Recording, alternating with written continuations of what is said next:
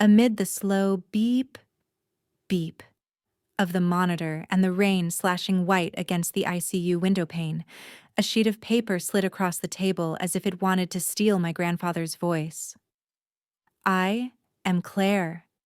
At 9:40 p.m. in Tampa, the hospital loudspeaker sounded, "Ethics Committee to the ICU conference room." Brandon sat across from us, slid over a new medical power of attorney, saying Mr. Walt did not want resuscitation and that he was the decision maker. I gripped the file pouch. The old notarized photocopy, Dr. Monroe's capacity assessment notes, the timestamps I had marked in red.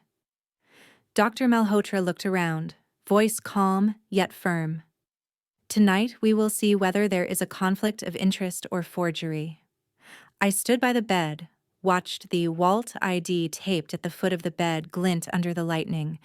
The warmer his hand, the steadier I felt. Brandon changed the paper on the very day he went into a coma after the fall. If he wins, my grandfather loses his voice. If the truth wins, the ethics committee will restore his wishes. I took a deep breath the way the nurse had instructed, set my hand on his shoulder, and prepared to recount everything he said when lucid. As long as I still want to live, let me live. Thank you for being here with me. At the very first minute when the ICU door closed, and every decision sounded louder than the rain. Welcome to our channel, where we tell the fights to reclaim a voice in the most ordinary tone. If this story touches you, please support me by hitting subscribe, like, and leaving the comment, ethics, so I know you want to follow tonight's meeting. When the security body cameras switch on, the paperwork is examined again, and the truth, not anyone else, has the right to speak. 2 days before the rainy night in the ICU, my Davis Islands morning was still peaceful with the smell of Cuban coffee and the Bucks radio, before everything slipped out of hand. I opened the kitchen door, the steam of Cuban coffee rising warm brown, guava pastelitos still hot on a ceramic plate. The radio on the wooden shelf playing the Bucks pregame, the commentators' voices jostling over strategy as if the whole city were sitting in his kitchen. On the mirror by the front door still hung a leftover strand of Gasparilla beads, glittering when the sunlight slanted in. I am Claire, and my Sunday morning is here. Wash my hands, warm the heating pad, tidy the table corner, then call Mr. Walt to sit where the sun is just right. He walked slowly, one hand on the chair, his mouth not forgetting to tease. If the Bucks are changing QBs this week, they should ask me first. I laughed, took the blood glucose test strip, and set it on the table with the blood pressure monitor. He offered me his hand so I could work easily, his eyes still following the radio as if counting beats. We did everything in the familiar order. Check blood sugar, take a sip of coffee, swallow the morning pills, pinch off a corner of pastelito. The sweet guava filling sticking to his fingers. I handed him a napkin, and as he wiped, he shook his head. Don't buy the low-sugar kind. Nobody lives because of fear. I didn't argue. I just smiled and added into the Sunday pillbox the small tablet he often forgot. After breakfast, he took down from the tin box on top of the cabinet a stack of old papers. He opened it and took out the Advance Directive from 2019. Advance Medical Directive. The cover already worn, but the line, Healthcare Surrogate Claire Benton, still clear. In the lower corner, his handwriting slanted. No prolonged suffering. He set it in front of me like placing a small stone to brace against the wind. Keep it safe for me. If I get confused, then, you know what I think.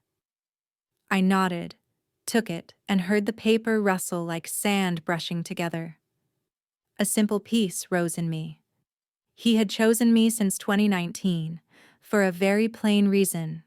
Because I come here every week, brew the coffee just right, and am willing to listen to him argue about which QB is best.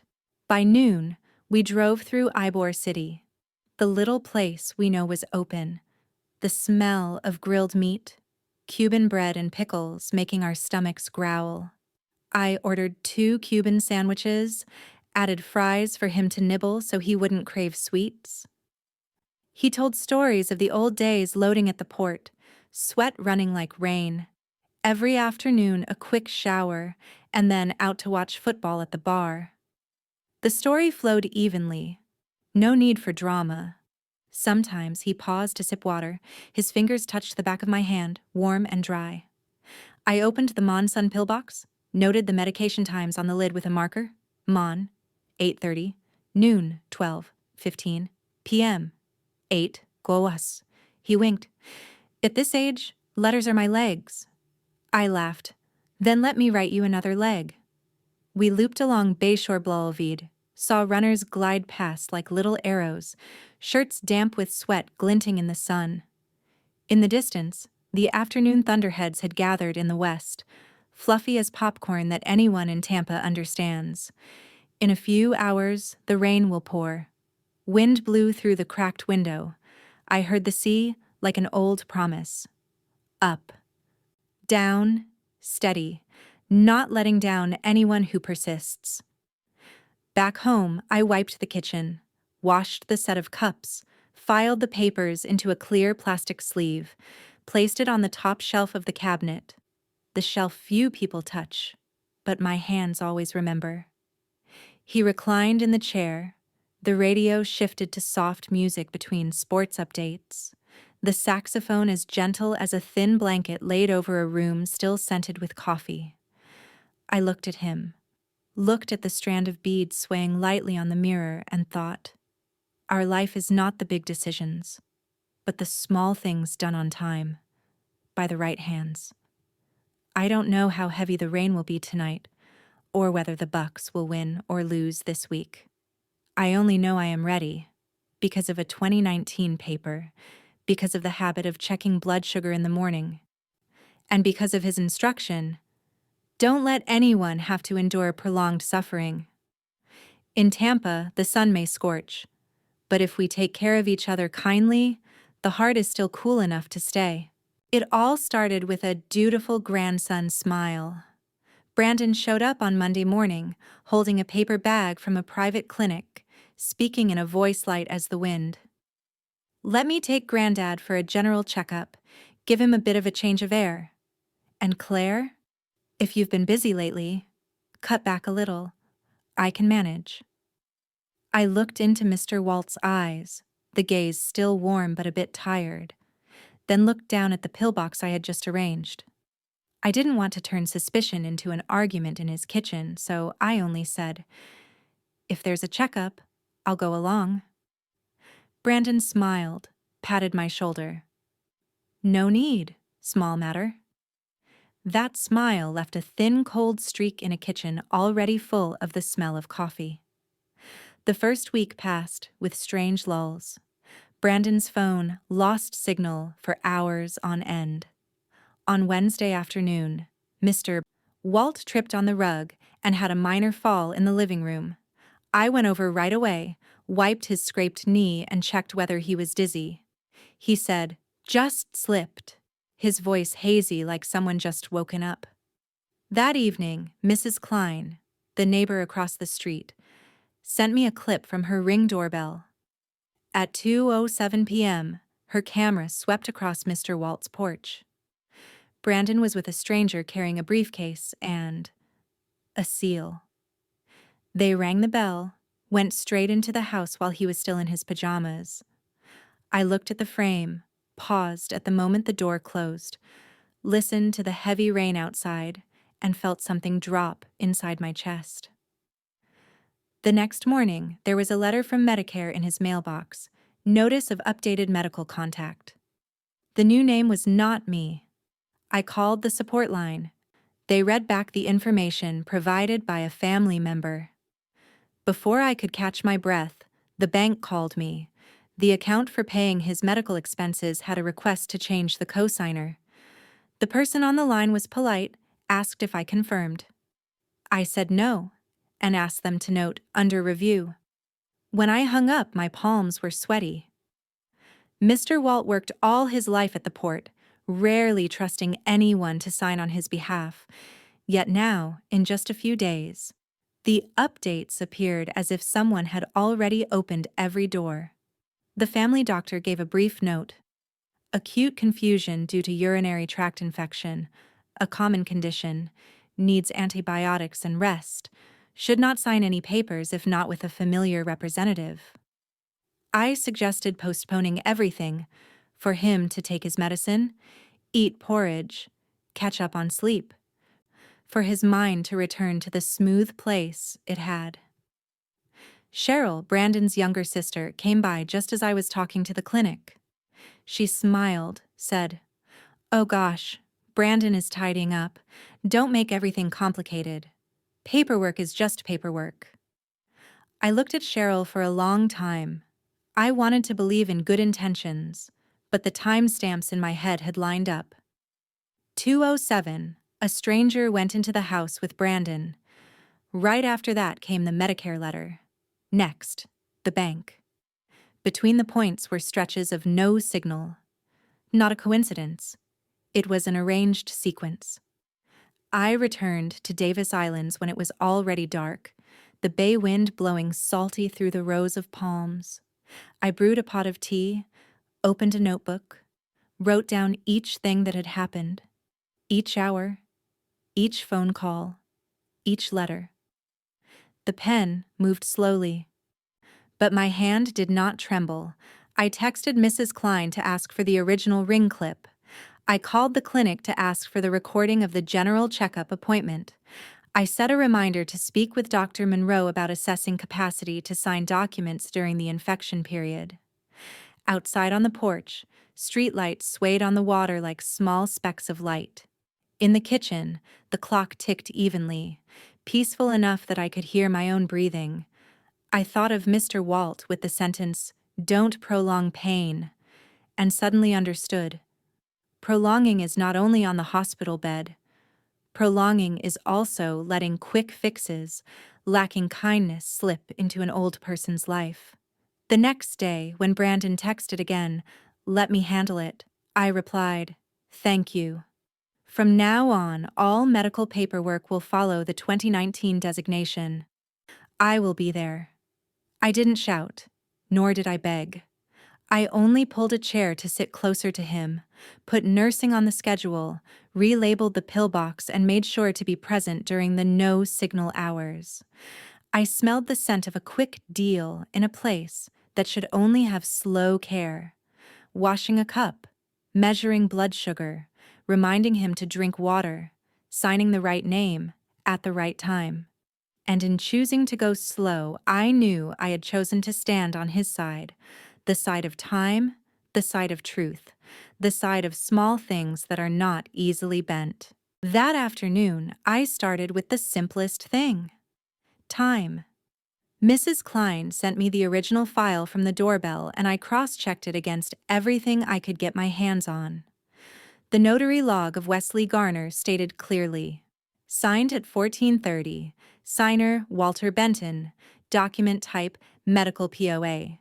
The line was neat, with a seal, looking like a tightly shut door. But I opened his electronic medical record and saw timestamps colder than any seal. 14:12, Mr. Walt was admitted to urgent care. The doctor examined at 14:27, the nurse recorded IV medication at 14:41, and he left the room at 15:05.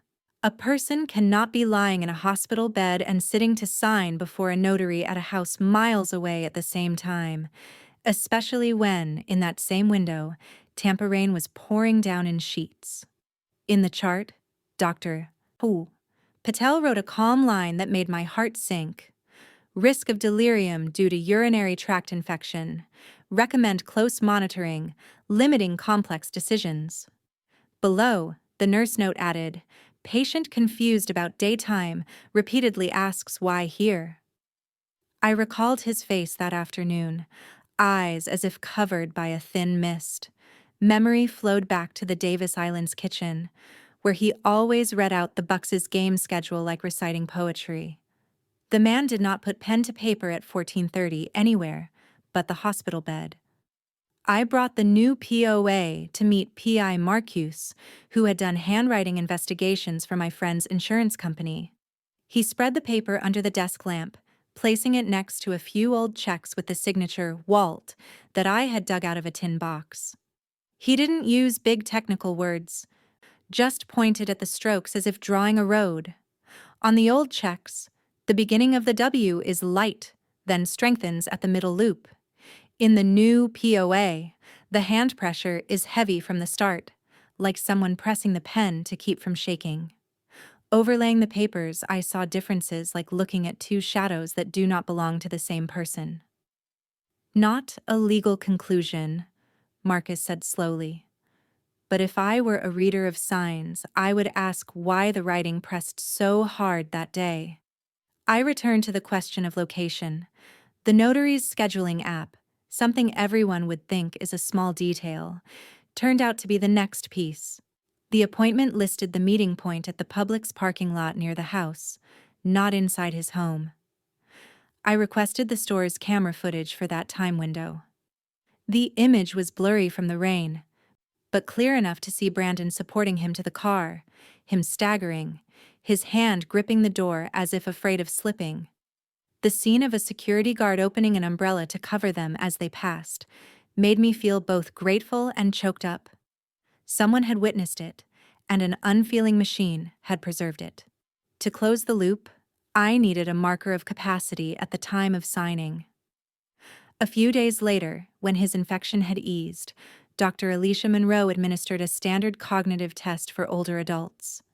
He answered well in the everyday narrative section, but when it came to connecting numbers and letters, he faltered. The doctor noted gently, scores below the threshold to independently decide complex paperwork at the time of acute illness. Recommend designating the medical representative stated in the 2019 document for all decisions.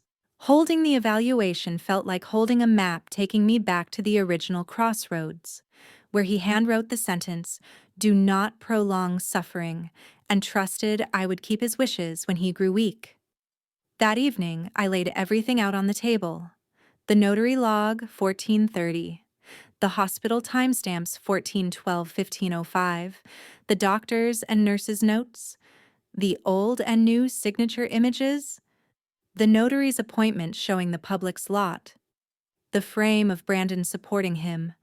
Rain splashing onto the lens. And Dr. Monroe's cognitive assessment. I ran a highlighter over the arrows of time as if stringing back a spilled strand of beads. At 14:07, the ring cam saw them enter the house. 14:12, he was admitted to urgent care. 14:30, the notary log recorded the signing. 14:41, the nurse administered medication. Seeing the whole picture, I no longer heard the rain outside, only a very steady beat in my chest. Calm, certain, no longer swayed by the small matter smile. And when I walked into the ethics committee meeting room that evening, I did not bring anger. I brought timestamps. In my head, I reread the closing line I would say, as a reminder to myself before turning on the mic. Paper has seals, but logic has timestamps, and time does not lie. The rainy afternoon poured down on Davis Islands as if someone tilted the entire bay onto the roof.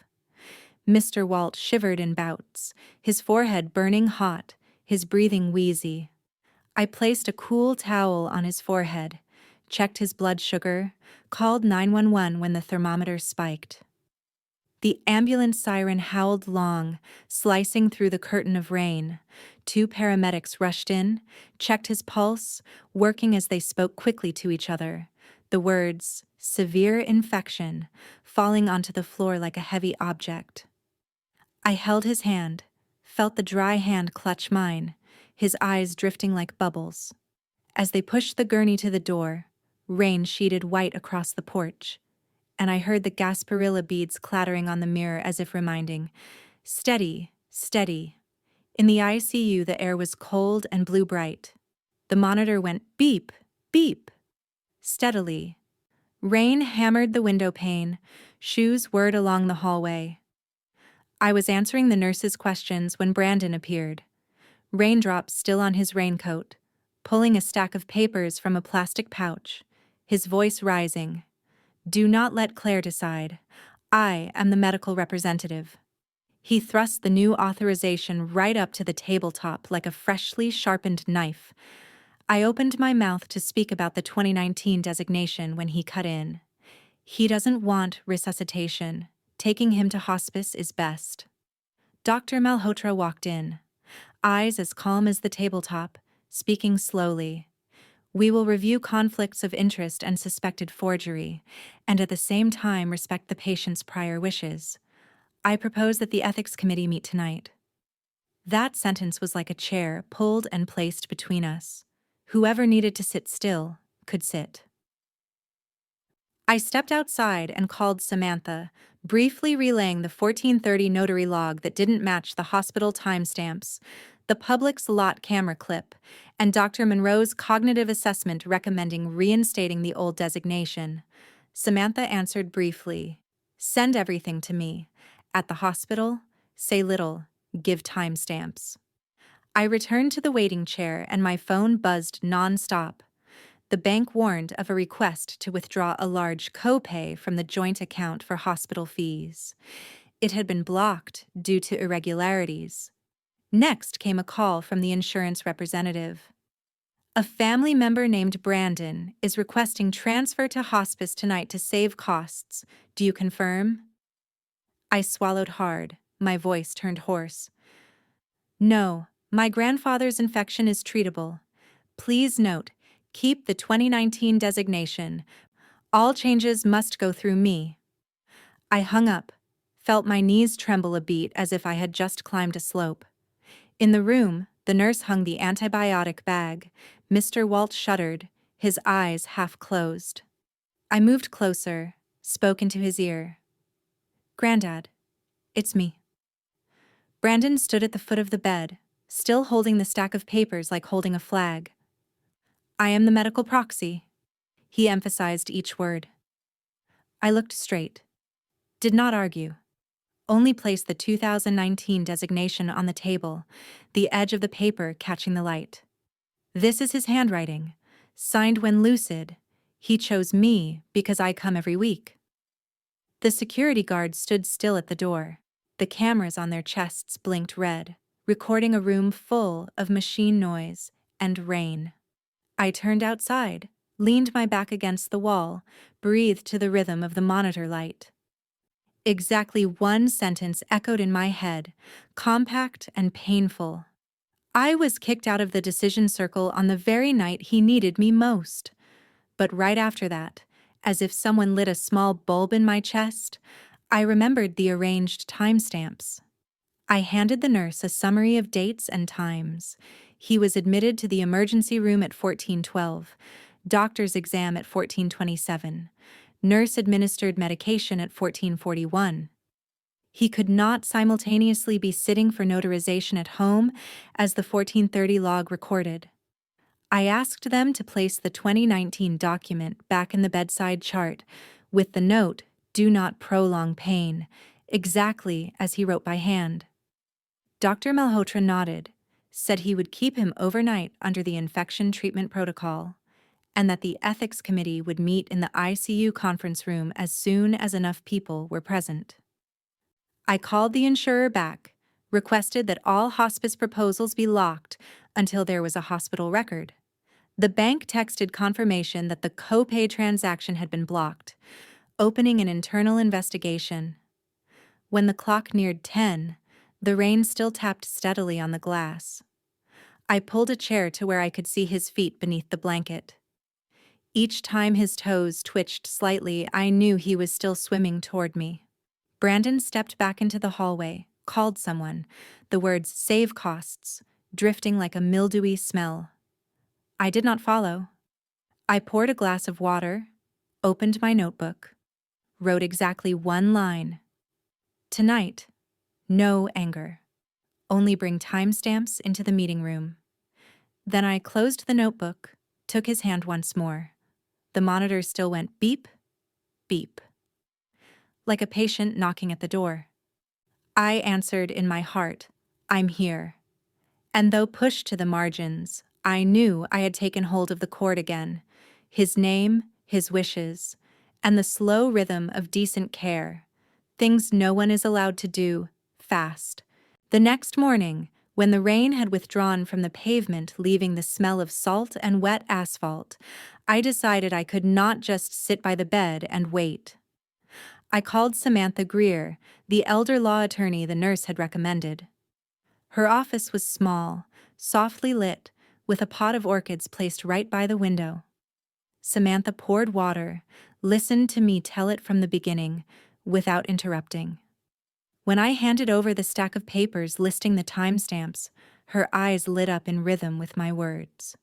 "We will file an emergency petition asking the court to temporarily suspend the new power of attorney," she said slowly, as if laying each brick neatly. "In the meantime, the hospital must rely on the 2019 designation to care for him. You don't need to argue loudly. Just let the timestamps and the records speak." I nodded, suddenly feeling the back of my neck warm as if someone had draped a thin scarf over it. I called Marcus, the private investigator who had helped me before with the signatures. He arrived with a canvas bag holding a scanner and a hard drive, bringing the patients I needed. We stopped by Mrs. Klein's house. She opened her laptop, and one by one pulled up the original files from the doorbell on the notarization day. Marcus backed them up immediately, marked the times, noted the camera angles.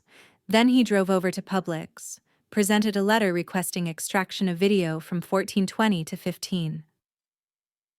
The manager looked at the sky, looked at us, then finally nodded. It rained hard that day, but the parking lot cameras were running. I thanked him, and hearing the ting of the automatic door behind me, I felt one notch lighter, as if another door in the story had just opened a crack. In the afternoon, Marcus secured an appointment with Wesley Garner, the notary. On his desk lay a thick, black-covered ledger, the familiar smell of dried ink. 1430, signer Walter Benton. The written line seemed frozen on the page. Marcus requested a stamped copy, along with a photograph of the seal used that day. I only watched, kept silent, letting the only sound be the scanner pulling steadily across the edge of the paper, like a deep breath after a hasty day. The pieces were gathering into their places. The doorbell clip, the parking lot cameras, the notary log, and in my bag was the printed hospital record noting he was at urgent care in that same window. At the hospital, Dr. Alicia Monroe handed me a capacity assessment affidavit. At the recorded time of signing, the patient did not have the capacity to understand and authorize a complex medical decision. The wording was brief, not at all grandiose, but to me it was like a shield set right before his chest.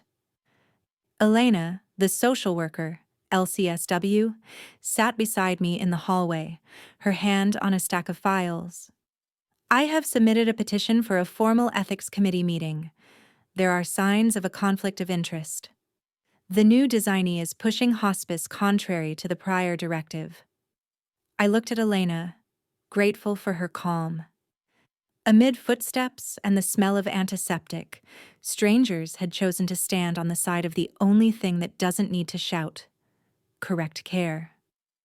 Samantha texted me a photo of the court receipt.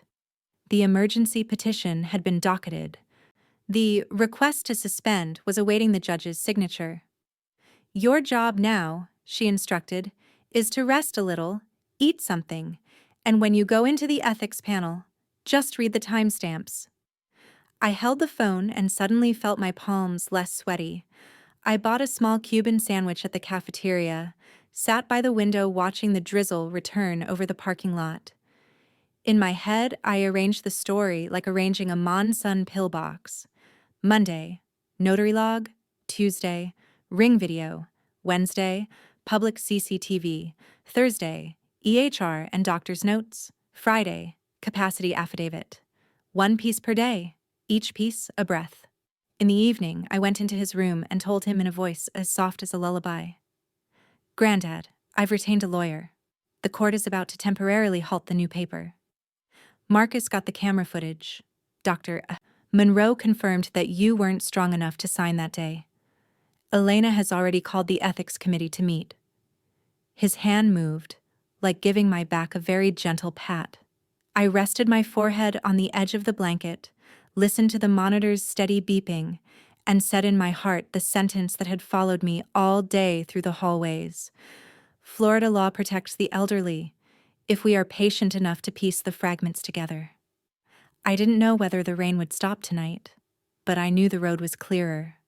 Go straight by timestamps, go slowly by care, and go with people who know how to place the papers in the right spots on the table. In the days that followed, I lived to the beep, beep rhythm of the monitor, learning to read the hospital like reading a new book. The nurse wrote vasopressors. The doctor asked lactate. The technician said ABG. I copied each word into the margin of my notebook, looked up the meanings on the handout for family, then stuck a sticky note into the Walt's Wishes binder. The first page was the 2019 designation. Next was the sentence he had handwritten, "Do not prolong pain."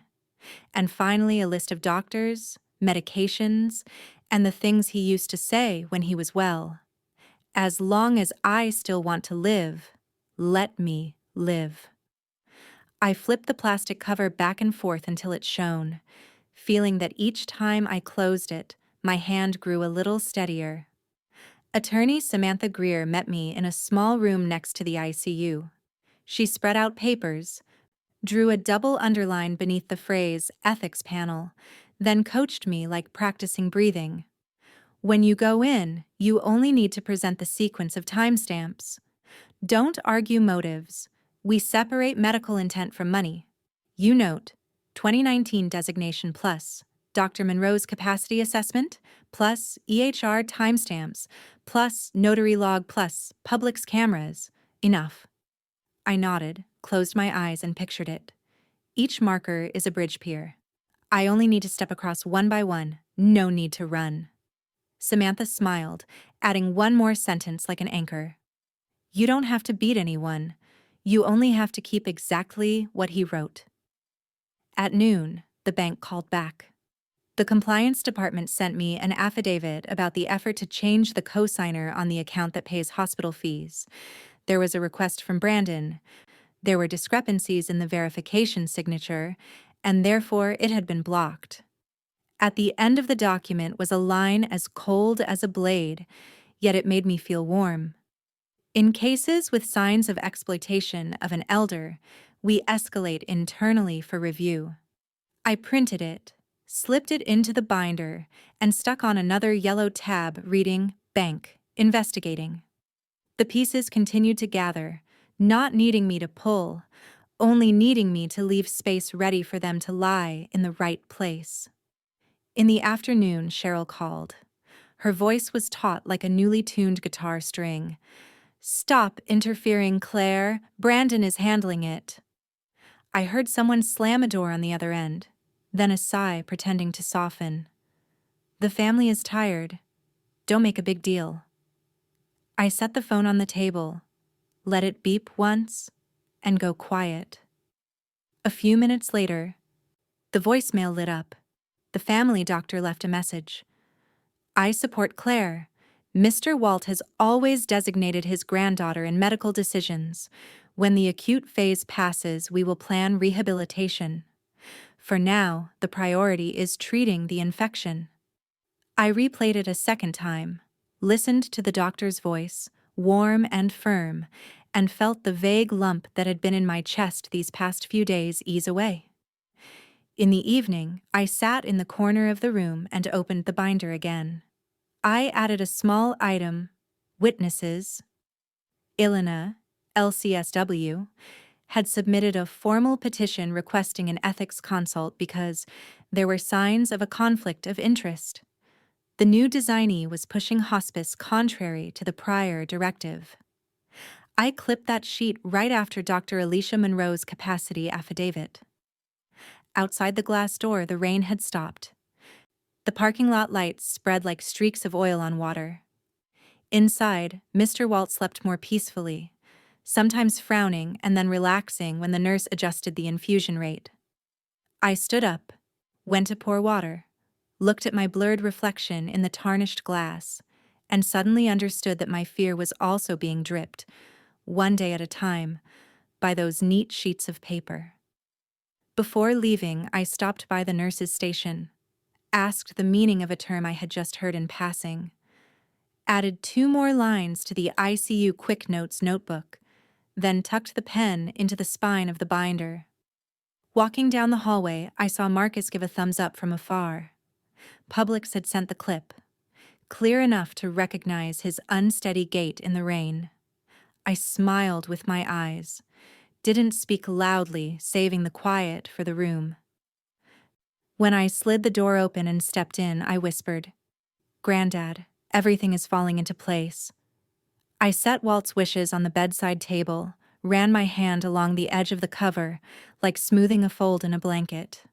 I don't need to defeat anyone. I need to protect what he wrote.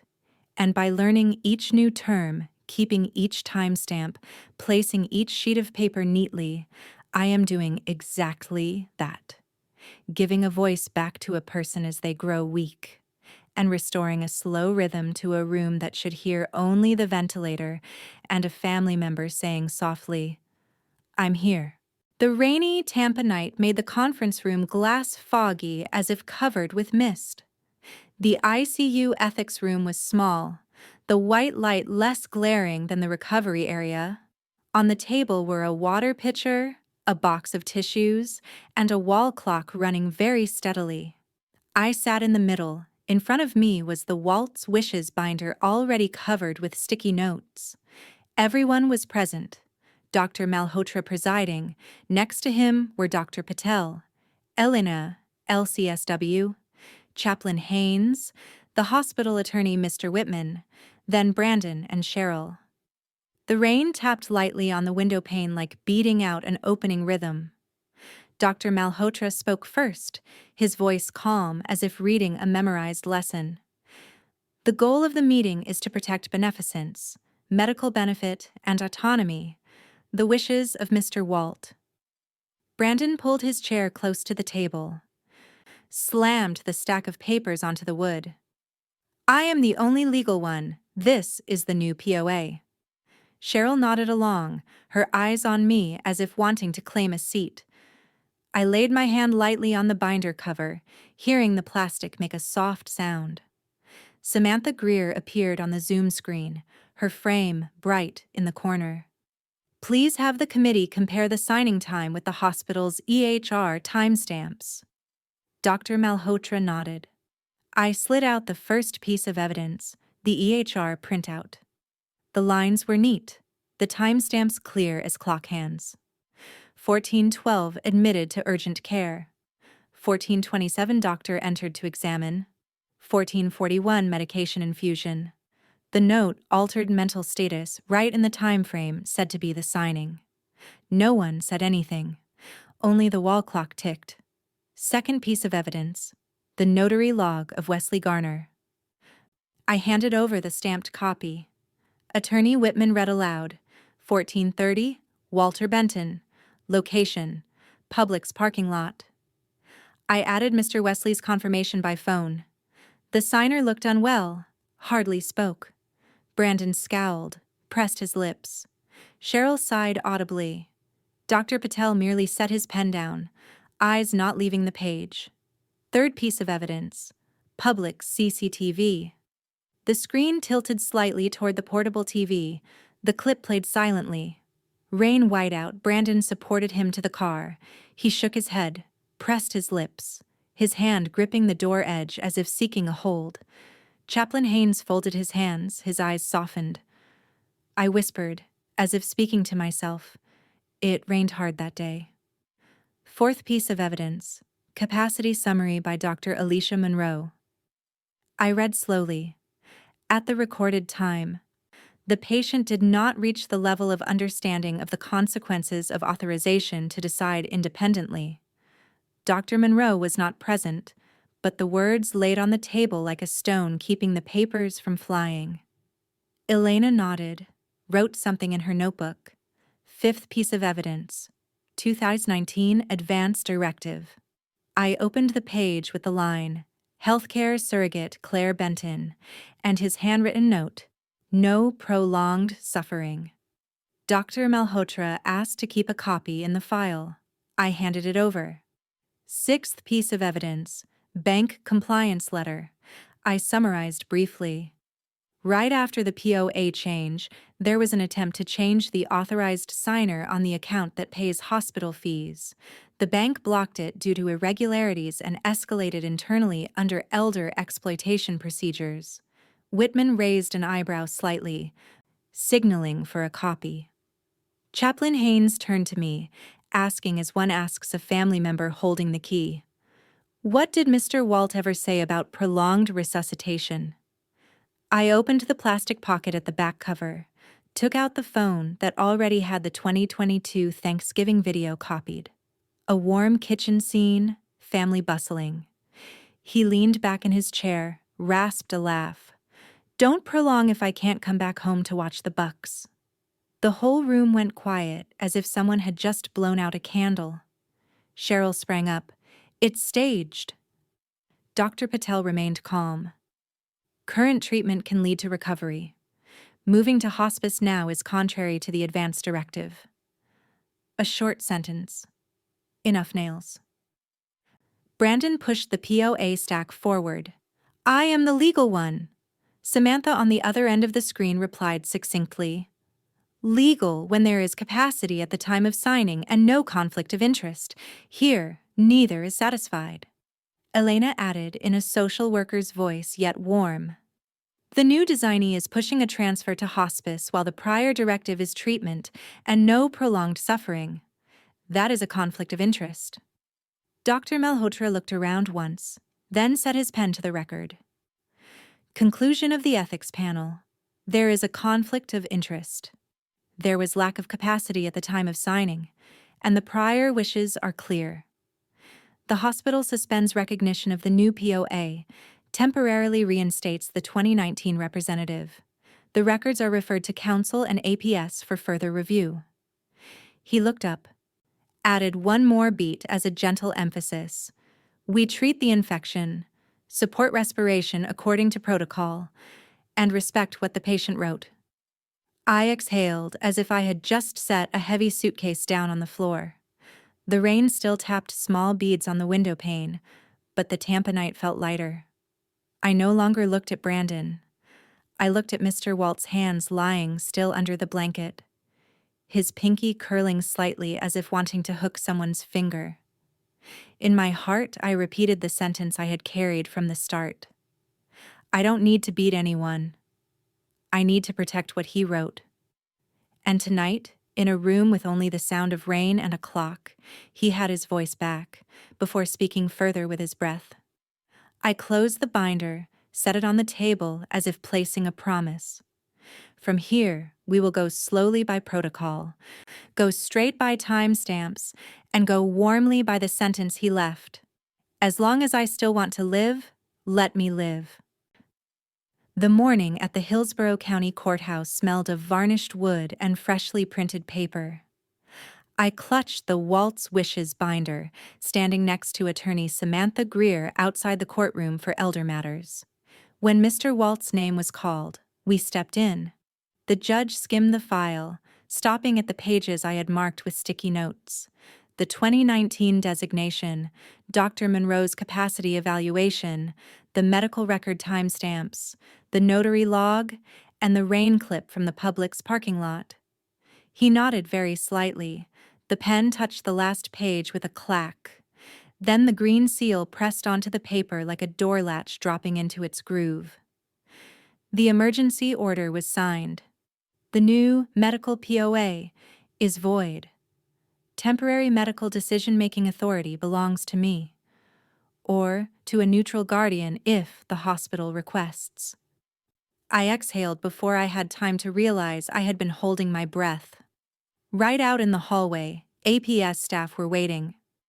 They received the file from the hospital's attorney and from Samantha, and clipped on the bank's document. "We are opening an investigation into possible exploitation of an elder," the person in charge said, "under the state statute on the abuse and exploitation of the elderly."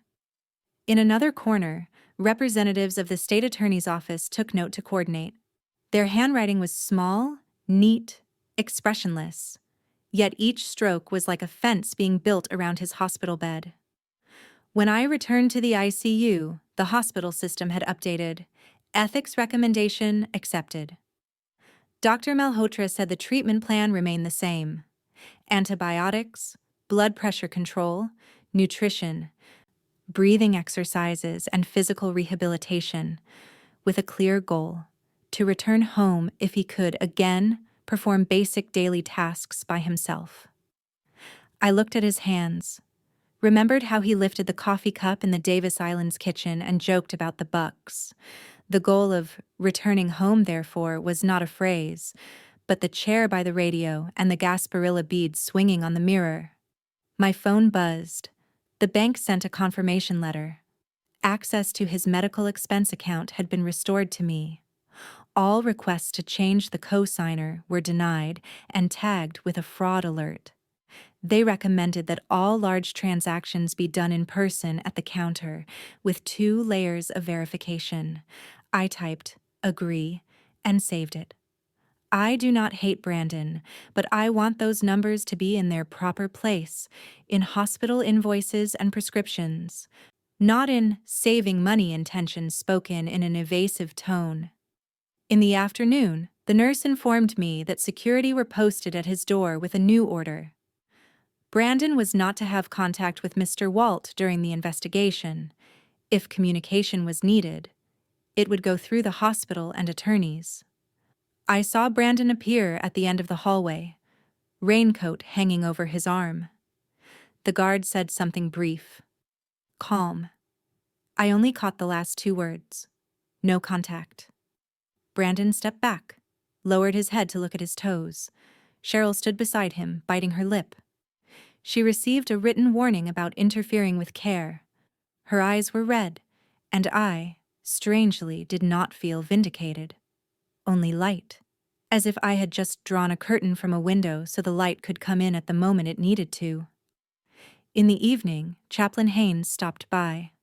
He sat quietly for a moment, then asked softly, "Are you okay?"